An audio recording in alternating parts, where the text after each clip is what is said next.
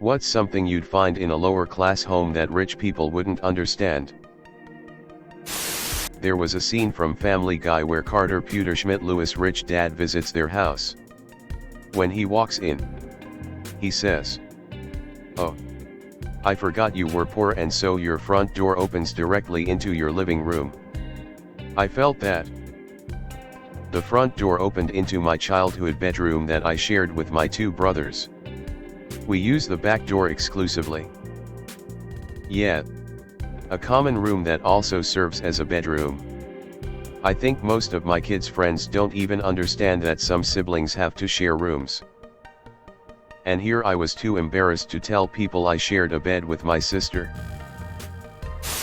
No towel is ever the same. Just random odd towels and face cloths. Bonus points for beach towels with Disney characters on them. Super faded and from the 90s. And those are the best towels because they dry way better than the newer ones. My bedroom is the living room of our trailer. I tied a rope from one wall to another and draped a blanket over it so I have somewhat of a wall. The bathroom at my house growing up never had a door. Just a curtain. It really sucked because it was between the bedrooms. And I had the curtain side. No privacy in the bathroom or in my room. We bought a house a few years ago. And we have a curtain for a door on our bathroom. I had just saved up the money to get a door put in when COVID hit. But we're so fancy. We have 2 bathrooms. And the other one has a door. Edited to add. The bathroom door is not the expensive issue. It's an archway. And it needs to be reframed to a rectangle. I only have found one carpenter who will tackle the plaster walls to reframe it. And he isn't working interior jobs due to COVID. Edited again to add. My house was formerly a duplex. And the current bathroom was formerly a kitchen. Growing up, our bathroom was added when we moved in. And the only running water was a hand pump in the kitchen. Every house in my neighborhood was built before indoor bathrooms was a thing. The house didn't come with doors installed. Diluted dishwashing soap that doubles as hand washing soap. Growing up poor, I've actually used Dawn dish soap as laundry detergent and Tide laundry detergent as dish soap. Use whatever you have on hand. I use Dawn for spot treatment. Works great on any oil/grease stains. Glassware that is actually novelty fast food cups and mugs stolen from work. And all my fancy glassware are from the liquor gift sets LOL. Oh yeah, that too.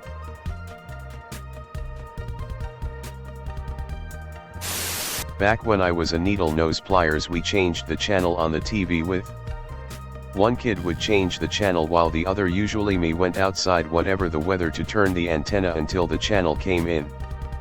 Then my dad would decide to go back to the other show and we'd repeat the process. Classy people use vice grips. That way you don't have to find the pliers. Yes, about the antenna.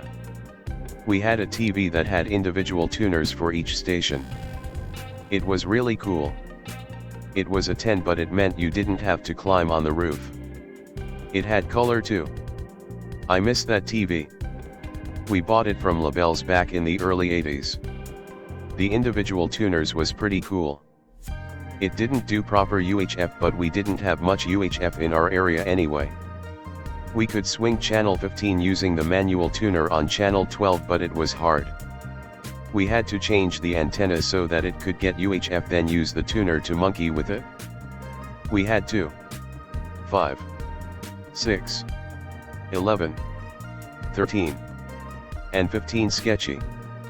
Manual tuners are cool for analog. Obviously depends on the person. But clutter.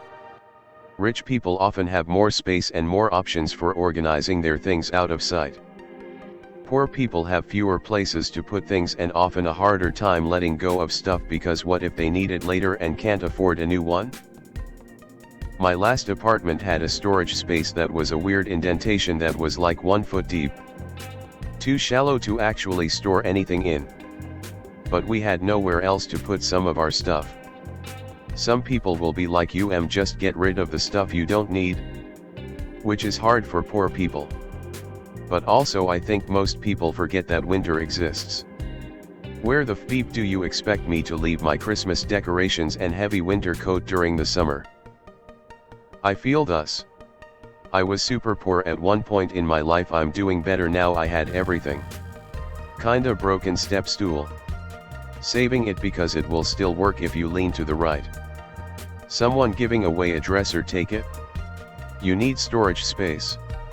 Got given a new table. Keep the old one, you might need it. Kid outgrows clothes. And there is another one. Save it all. There's a trick to it, phrase to indicate something is messed up but not enough to fix it. See also, yeah, gotta jiggle the handle. I'm the workplace trick guy. And my workplace has so many tricks. Need to turn the light on? Oh. The switch is in the other room and you need to jiggle the button.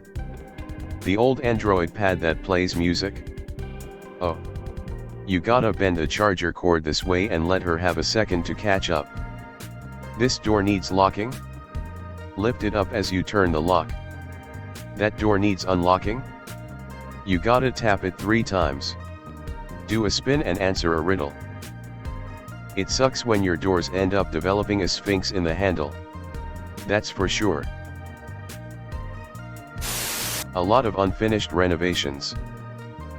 My life growing up. We had random test paint spots on so many walls. We tore down the wallpaper in the bathroom but then never did anything after. We were supposedly going to redo the floors in the bedrooms, so I was allowed to draw all over my room in middle school, and we never did those and it looked so bad and was so embarrassing. My home growing up had wood framing in the basement that my parents put up as part of the start of a basement finishing project in the 1980s. That framing is still there today and it has never seen a single drywall nail. I grew up middle class too. It boils down to priorities, I guess. Totally. Start the project when you have the money, then life happens and project stays unfinished. I understand now and sometimes feel bad that I never understood why we didn't have things or had all these unfinished projects when all my friends were wealthy and their houses were immaculate. But they did the best they could and we truly were never left wanting.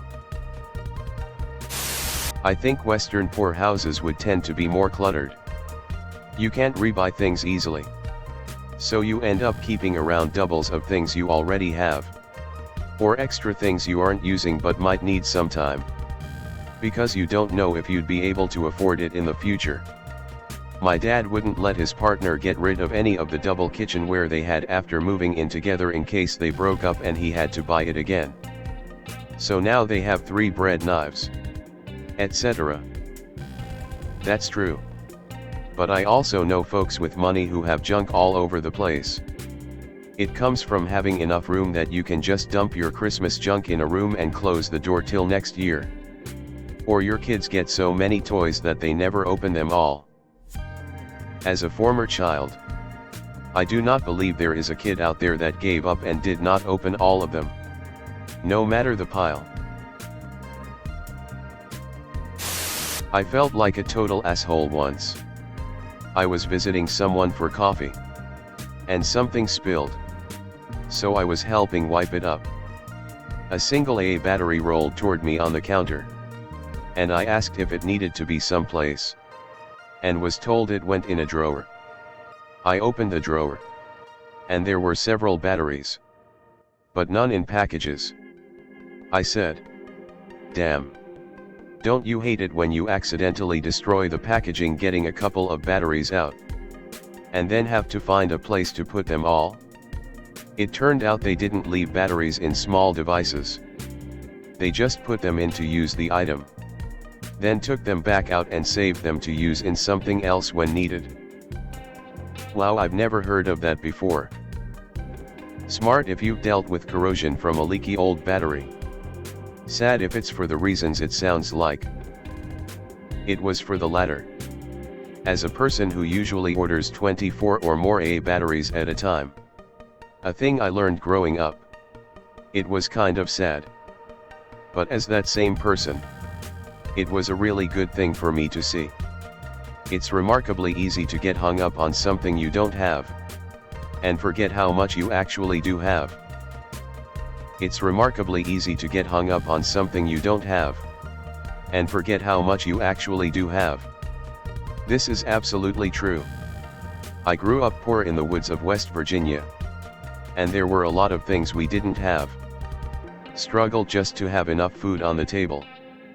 But visiting other poor people in the area, I realized we were very fortunate for one thing. We had well water which provided us with indoor plumbing. Something I'd always taken for granted until I saw pots and pans and buckets strewn across someone's yard to collect enough rainwater for cooking and cleaning. Or until I had to use an outhouse. Indoor plumbing is a peeping miracle and a gift that we're all extremely fortunate to have. I've tried to take that lesson with me in life and take time to appreciate what I have. Even when I ended up homeless for a while, I'd take time to appreciate things like nice weather or the birds singing. There's a quote I like that goes, "Happiness isn't about getting what you want. It's about wanting what you have."